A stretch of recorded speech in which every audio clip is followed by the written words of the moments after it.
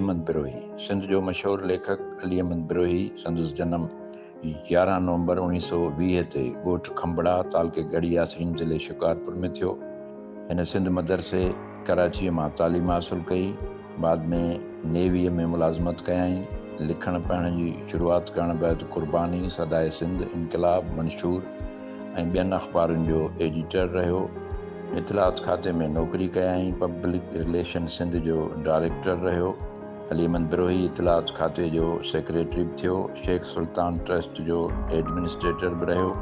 जाम जामोठ जामड़ा, वाट वींदे, कख पन, सॾनि मथे सदड़ा, ॻुझ ॻुझांदड़ ॻाल्हियूं, लाहूती लॾे विया, वतायो फ़क़ीर समेत ॿियनि मुख़्तलिफ़ मौज़ूअनि ऐं सिन्फ़ुनि ते किताब लिखंदड़ सिंध जो ही मशहूर लेखक 1 दिसंबर 2003 ते लाॾाणो करे।